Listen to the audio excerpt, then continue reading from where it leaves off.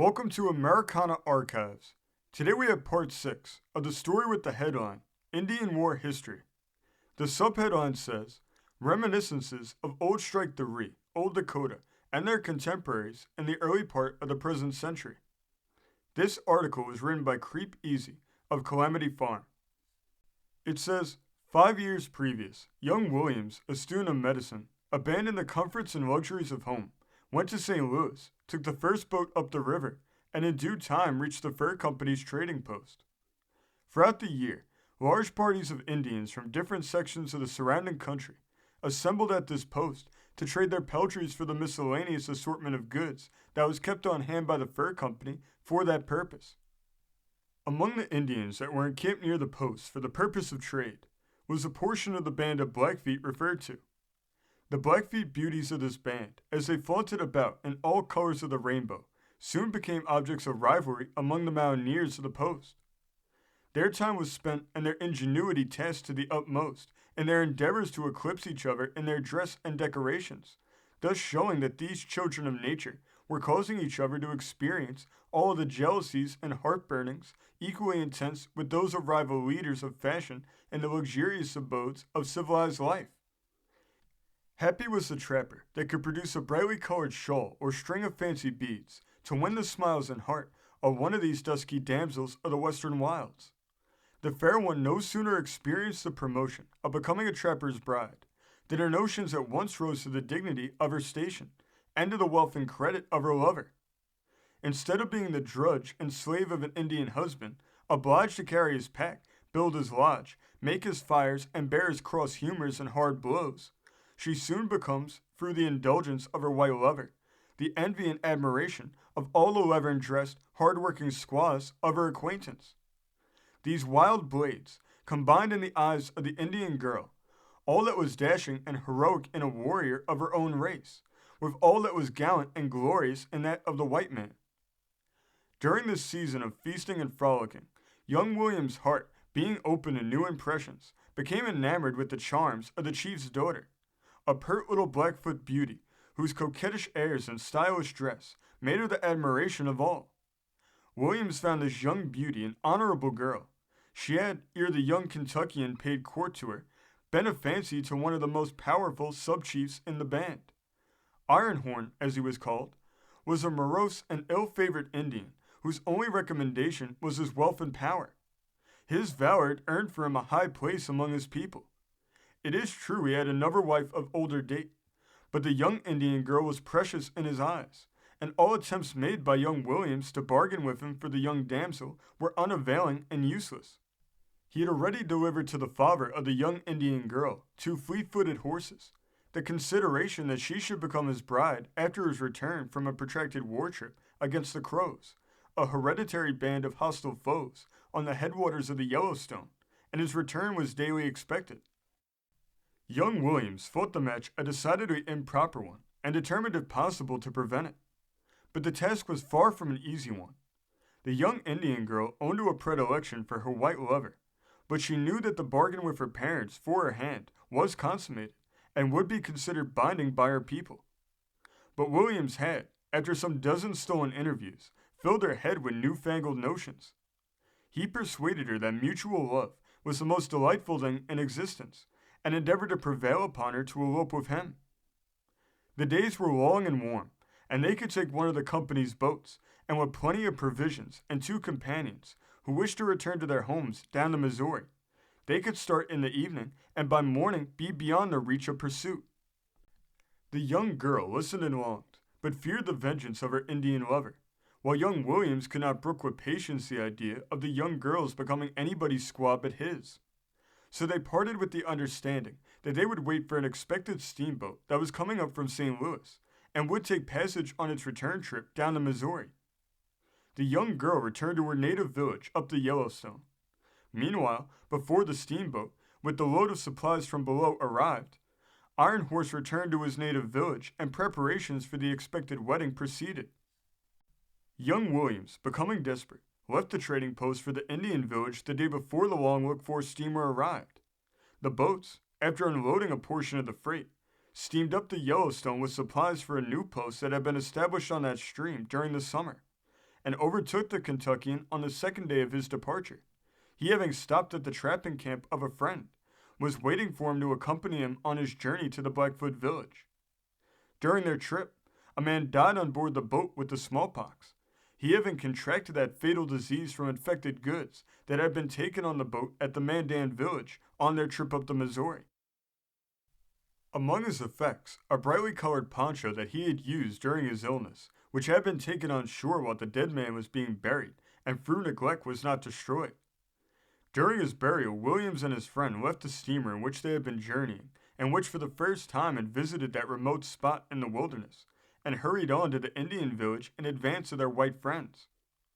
Towards evening, the approach of the steamboat having been noised abroad, the whole population of the Indian village congregated along the water's edge to witness the arrival of the big fire canoe, of which they had heard a description from the ones who had seen one. The occurrence was so rare and extraordinary that their anxiety and curiosity were wrought up to the highest pitch.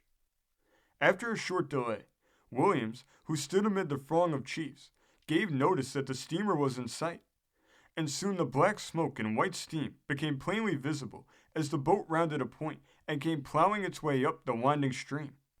It rapidly came near and near, and all decided that it was a great mystery as they witnessed its movements. As it came opposite the village, the mass of natives were thrown into the greatest confusion and consternation, and rushed neck and heels over each other, sage and sachem, old and young, all in a mass, in their fright at the terrific noise made by the steam whistle and escape pipes, which the captain of the boat let loose for his own amusement. Presently the boat landed and moved to the shore, when Williams led the chiefs down to the water's edge and on board. They plainly demonstrated their wish to be on good terms with the whites, and cordial greetings took place between them and the Blackfeet, as they later examined the wonderful structure of the big medicine canoe. During the excitement of the meeting, and while the chiefs were being entertained on board the boat, Williams obtained a secret interview with the head chief's daughter, and arrangements were made to take her with him down the river when the steamboat returned. Iron Horse secretly watched the lovers during their stolen interview, and with the patience characteristic of his race, abided his time until the following morning, when the steamer, having landed the medicine chest and baggage of Williams and his friend, took its departure. The first duty of the young Kentuckian and his partner was to erect a lodge and deposit their treasures and articles of trade therein. Scarcely was their duty concluded, when a messenger summoned the two white men to a council of the chiefs. Williams and his friend obeyed, though neither had any intimation of the cause of this requisition. They, however, followed in silence, and were led to an open place in front of the council lodge, where the chiefs were assembled in the open air, in the presence of their women and young men. A single glance satisfied Williams of the nature of the subject to be deliberated upon. Iron Horn was smoking his pipe with the most stoic gravity, his form enveloped in a rare and beautiful poncho, but there was a smile of malicious meaning as he rolled his eyes towards the spot where the young chief's daughter was standing near her father. As Williams sat down, gravely forming one of the circle of chiefs, his companion, who took his place close to his rear, leaned forward and whispered a few sentences in his ear. Williams looked hastily at Iron Horn, examined him closely, and becoming convinced of the truth of his friend's remarks, he became deadly pale, and a shudder came over him. Regaining his outward composure by a strong effort, the young American accepted the calumet pipe offered him and smoked several whiffs. At a sign from the head chief, Iron Horn rose and in deep guttural tones addressed the assembled warriors in language too circumlocutory and figurative to be rendered into English literally. He said, "The pale-faced medicine man who came up on the big fire canoe has pitched his lodge in the village by the wigwams of the Blackfeet. He is young, rich, and a great warrior among his people. He wished to be a friend of the Blackfeet, who called him brother, but he had no squaw to cook his meat and make his bed with soft skins and furs. Look around. The young women of the tribe are many. They are fair. Let him choose his squaw after Iron Horn has taken the daughter of the great chief." An emphatic grunt of approbation proceeded from the whole circle, both those who understood the secret motives of the wily sub-chief, congratulating him upon his cunning, and those who did not, but sincerely wished to see him adopted into the tribe. Young Williams rose to reply to Iron Horn, and addressing the assembled chiefs, in substance said, "Iron Horn is a dog and thief." This unexpected opening riveted every eye upon the speaker, though not a muscle appeared to move in any of the dusky forms, save the chief's daughter, who looked admiringly upon her white lover. His skin is that of a Blackfoot, but his heart is that of a crow. The Great Spirit is angry. A vulture is among the eagles, and would carry away the prettiest bird of the flock. But the Great Spirit wills it not. Before 10 suns come and go, Ironhorn will be in the happy hunting ground, but he will take many Blackfeet with him. And Williams, deeply moved, related to the assembled crowd that upon their passage up the Yellowstone, but 2 days previous, a Mexican Creole had died of the smallpox, a disease which he informed the Indians was terribly contagious and fatal to those not guarded against it by a medical operation.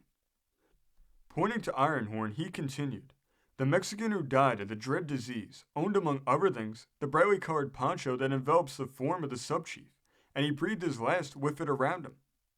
Those that remained in the steamboat had been vaccinated, and the boat cleaned and fumigated to prevent the disease from spreading. But as Ironhorn had stolen the Mexican poncho before it could be destroyed, and had worn it many hours, he felt quite sure that death was his portion."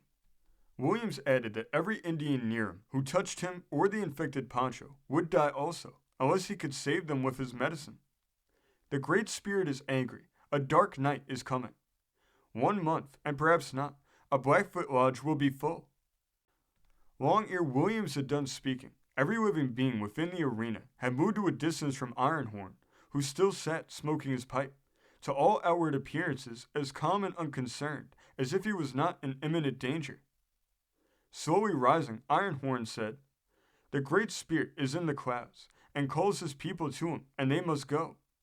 And disdaining to show fear, the Blackfoot warrior drew the poncho closer about him, and walked away in the direction of his lodge. The scene that followed was painful to witness. The Indians had heard about the disease, and the sad havoc this great destroyer of human beings had committed among the tribes on the Missouri the season before, and pandemonium reigned supreme. The infected poncho spread the dread disease among the inhabitants of the village. The red blotch and bile, congestion of the lungs, liver, and brain, were all new symptoms to their medicine men and struck horror into every heart. In their frenzy and ignorance, in spite of the advice of the Kentuckian, they increased the number of their sweat ovens, and whether frantic with pain or tottering in the last struggles of death, they were placed in them, sweated profusely, and then plunged into the waters of the Yellowstone. They endeavored for a while to bury their dead, but these were soon more numerous than the living. Their hunts were ended, their bows were broken, the fire in the great calumet was extinguished forever. Mad with superstition and fear, brother forsook sister, and the mother her child, and fled from the fated village to the elevated vales of the mountains, where the influence of the climate restored the remnant of the band to health. Of the 2,000 souls, only 600 survived. Ironhorn was one among the earliest that died, while the chief's daughter, persuaded by Williams, was the first who fled. The medical student did his best to persuade the Indian to abandon the place at once, also exerted himself to save as many as he could. But both his remedies and advice being disregarded, with the young Indian beauty and his friend, he made his way down the river in a canoe as best he could, and the white medicine chief, as he was termed by the Indians, was never more seen on the banks of the Yellowstone. Schoolcraft, in his History of the North American Indians, in speaking of this pestilential disease among the tribes of the upper Missouri, in his closing remarks says, "This disease appears at length to have asserted its virulence on the Blackfeet, a numerous and powerful tribe. 1,000 lodges are reported to have been desolated and left standing without a solitary inhabitant on the banks of the Yellowstone, once the residence of this proud and warlike race, a sad memorial of this dreadful scourge. Visitors to this region during the year this dread pestilence was raging there represent the country as being truly desolate. Women and children were met wandering about without protection, or seated near the graves of their kindred, uttering pitiable lamentations. On every side, desolation and wrecks of mortality presented themselves to view. No longer did the curling smoke from the tenantless wigwam betoken a welcome. Its closed doors gave sad evidence of the silence and darkness within. The prairie wolf sent up its dismal howl as it preyed upon the decaying carcasses, and the lonely traveler, as he rapidly passed through this scene of desolation and death, was frequently startled by the croaking of the raven or the screams of the vulture and falcon as they soared aloft over trees and crags, commanding a view of these funeral scenes. To be continued.